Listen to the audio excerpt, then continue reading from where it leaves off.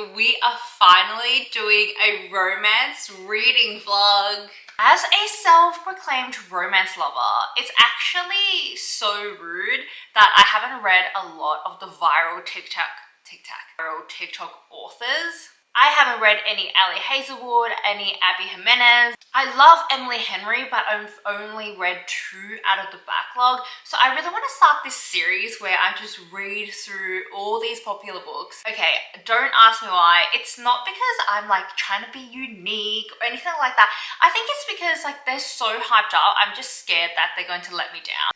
I mean, I love to be one of the girlies. I am your Lululemon wearing, Stanley Cup drinking, Uggs wearing basic girly. So I think it is time for me to read these viral TikTok romances. I do have 3 books picked out for this.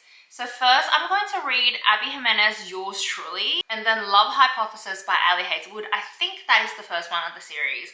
And from Elsie Silver, at first I wanted to read Wild Love just because it is the newest release. But you know what, it's just not right for me not to have read the Chestnut Spring series, so we're going to read Flawless first. But we're going to start with Abby Jimenez, Yours Truly.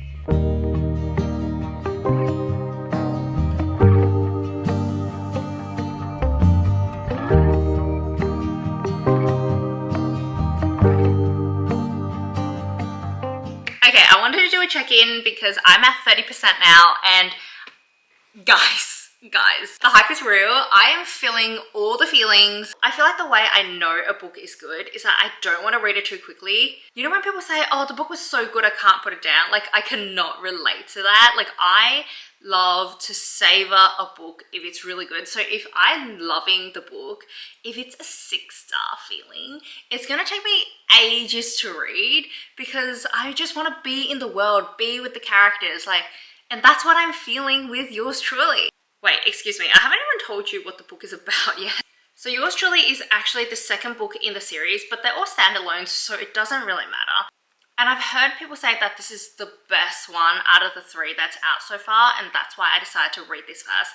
But imagine you're Brianna and literally your life is going to shit.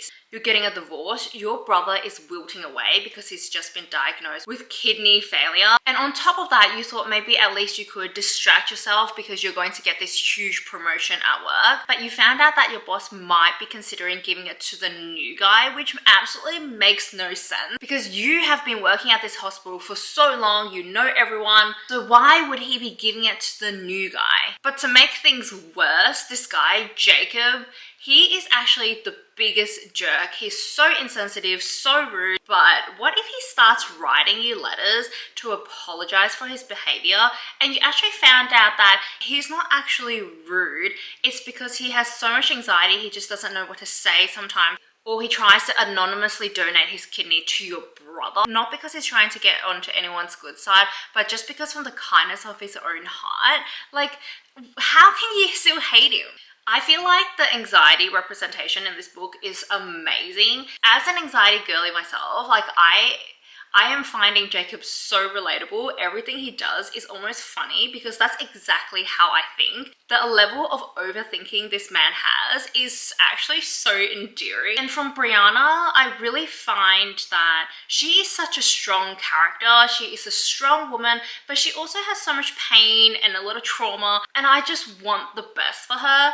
I'm finding the writing in this book, it really flicks between being really funny but also being really serious in the emotions, and I am loving that. It seamlessly goes from heartbreaking to funny in the same sentence without it being too poetic or pretentious, which is something that I find heartbreaking books can be. So yes, I am only at 30%, but I am loving it. Hi, it's me again. And I just want to quickly check in because like, this is so weird because I have so much to say. I've only read a couple more pages and Jacob and Brianna are already falling for each other. I've seen this book described as enemies to lovers. A contemporary love story set in a hospital in today's time can be classified as enemies to lovers, more like misunderstood dislike to lovers. We're only around like the 32-33% mark, and usually I would hate that. I am a slow burn lover.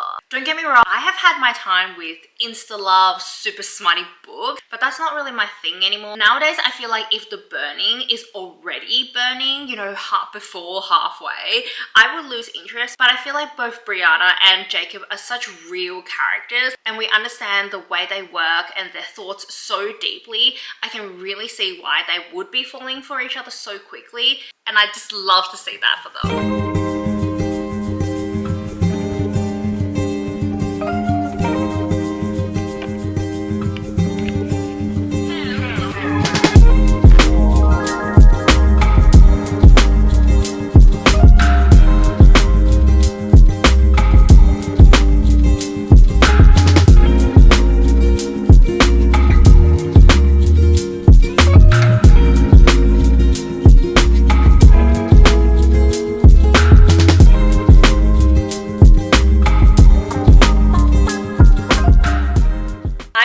Reading Yours Truly by Abby Jimenez, and let's talk about it. So it's actually been a week since I finished, and I didn't want to jump on here to like talk about it straight away because I felt like when I finished the book I was so like emotional, like I loved it so much. It was like a 6-star read, but I wanted to make sure that I still felt that way and I wasn't like on some kind of high before I talk to you guys.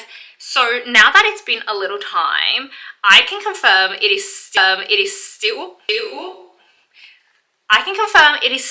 a 6-star read. When I first finished reading, like all I wanted to talk about was like how amazing of an MMC Jacob is. I loved him, like I was head over heels for him. And you know how I kept saying that like Jacob was so relatable, but now that I've been sitting on it for a week, I actually feel like Brianna was also very relatable. There is something that I can't tell you because it is a spoiler, and maybe you should check the trigger warnings. I never read trigger warnings, so I didn't know. Abby's writing is so realistic. Every single plot point is always driven by something that happened to the character. There was a third act breakup, and I, like many of you, hate third act breakups, but this actually made so much sense. Just because of everything Brianna had gone through, it just makes so much sense where I'm not finding it cringy or it's just like, it was just written to like hit a plot point. I just love the writing. I have been feeling like over romance for a while. It just feels like it hasn't been hitting emotionally for me. A lot of romance books I've read recently, it's either driven by the smutty scenes or the tropes. Yours Truly was both plot and character driven. I loved it so much. So I can't believe it took me so long to read this author. I'm definitely going to be reading the rest of the series.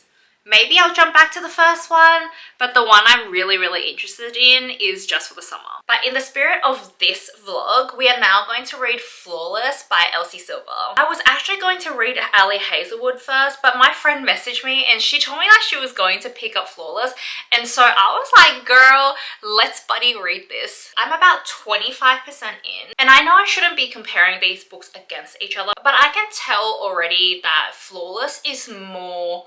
It is your classic romance. I'm still waiting to see if any deeper topics come into the storyline, but so far at 25% I haven't seen anything, but that doesn't mean I hate the book.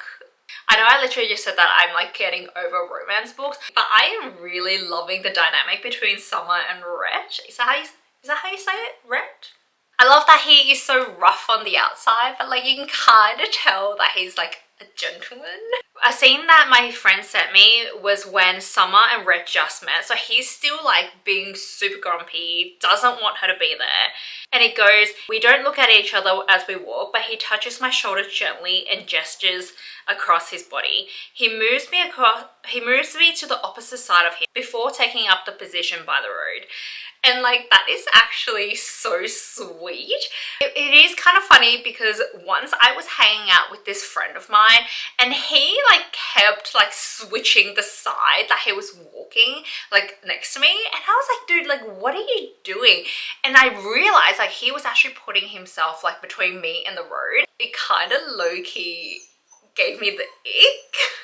Like things that happen in a book and like if it happens in real life, like the experience is so different. I am someone who never reads the blurb. So my friend was the one who started reading first and she was like, oh my god, she is his babysitter.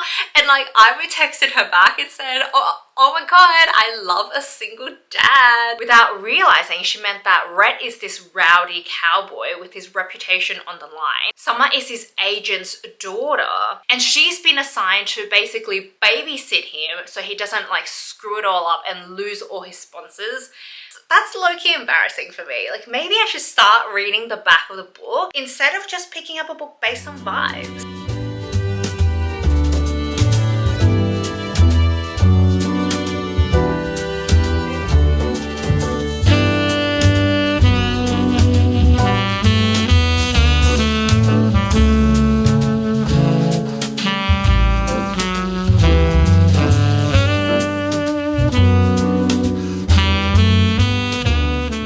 Finally finished reading Flawless. Come with me to get a coffee first because I have so much to say about this book and maybe not all the things.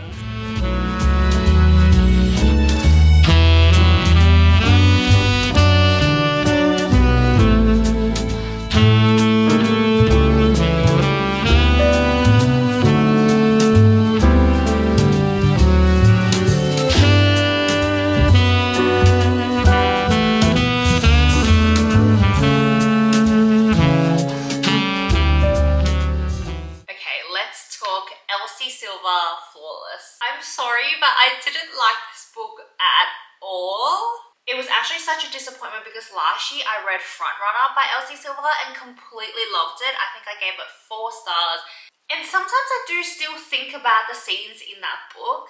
So reading Flawless and the fact that it is part of the Chestnut Spring series, aka the most hyped series on TikTok, it was such a letdown. At the beginning, I really did love it. It was funny, it was fast paced, I loved meeting the Eden boys, the banter was top tier.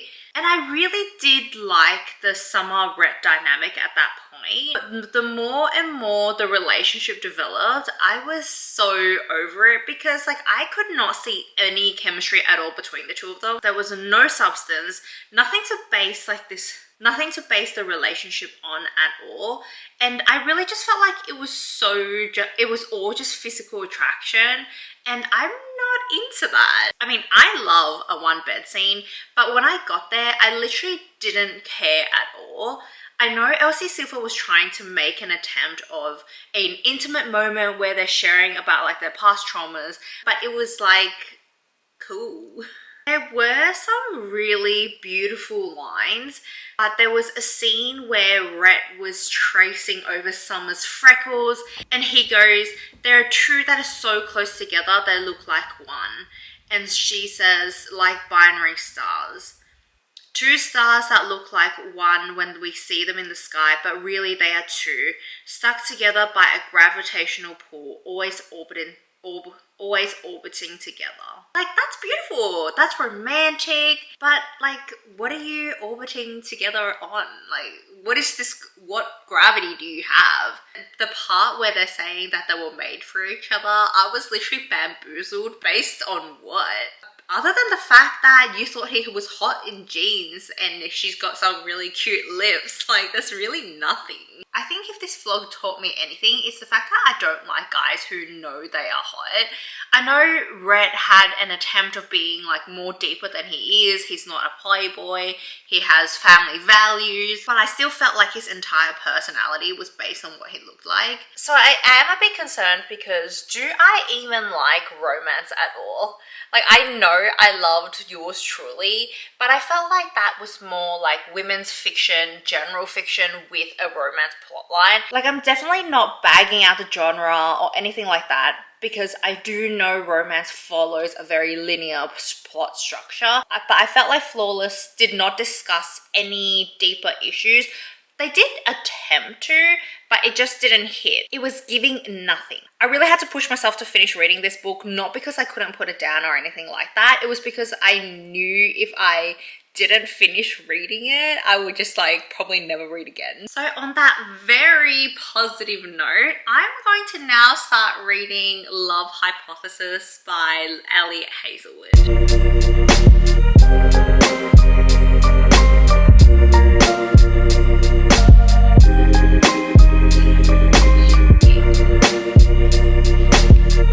I made it to 15% of Love Hypothesis and I'm actually loving this book. I know I just said that I was worried that I don't like the romance genre anymore, but I think this is coming off to a very...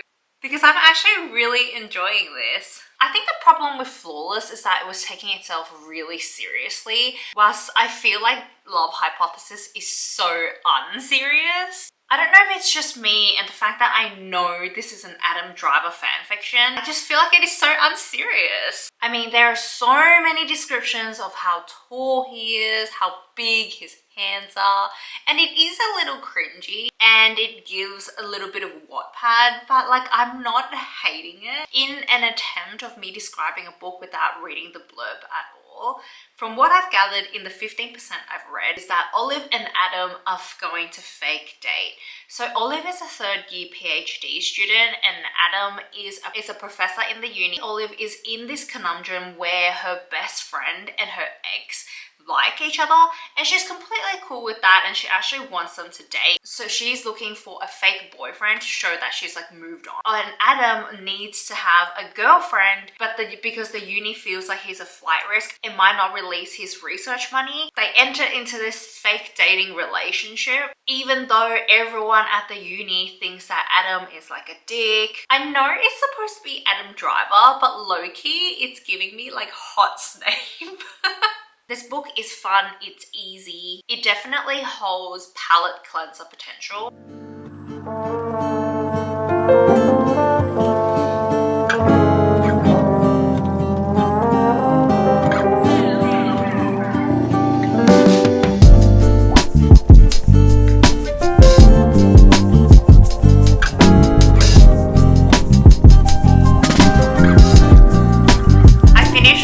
Love Hypothesis, and guys, I actually really liked it. I think if you are a spicy lover, this might not hit as hard, but as someone who personally is no longer really that into spice, I thought it was more than good enough. The thing that actually made me enjoy this book quite a lot was that the fact that the spice scene sneaked up on me. You know how normally you would see the spice scene coming from a mile away, but this one kind of like it just sneaked. It almost felt like it happened out of nowhere, and I actually really appreciated that because it was not predictable. There were some like, oh my god, he's so big and she's so small, like kind of writing in it, but I can look past it. We already know that she thinks he's so tall, he has like these huge hands, so it's kind of just like an extension of that.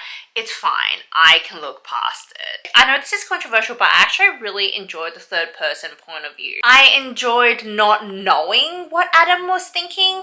Or normally I love a male perspective because I'm not a guy, and I love like knowing how the guy is thinking. I loved how Adam's actions showed me he was like in love with Olive, and I really did appreciate that. But is this a life-changing book? No, but I do give it a 4-star, which is pretty high. But I have some wrap-up thoughts on this TikTok reading challenge. It basically has made me question whether or not I still like reading romance. I have been reading romance for ages, since 2021 during our first lockdown, and I think it's almost time for me to move on or expand to other genres. I know romance is supposed to follow the typical plot line, you know, the meet cute, there's the conflict, there's a crisis, they get together in the end. Like, I know that and I love that, and I'm not criticizing the fact, but I am getting to a point where I'm starting to find plot-driven stories kind of dull. If reading these 3 books taught me anything, it's 1, I don't like a man who knows that they're attractive, but 2, I also really love and seek out character development and character-driven stories. I'm at a point where I don't even care about spice that much anymore. Like, I just want to know how this character changes in their lifetime. So I'm actually going to take this as a sign to start reading outside of the romance genre. Maybe maybe dive into literary fiction or general fiction. This has actually been a long time coming for me, but I feel like I was so in denial about needing new types of stories because I love the romance genre. I love the community around it. I think it's time for me to start reading outside of that. I know it's not that serious, but I actually used to be the person who's like, oh, no spies, how boring. So this is actually going to be a big shift for me. So if you want to see what I'm going to be reading next, I think you should check out my next reading vlogs. All right, see you besties.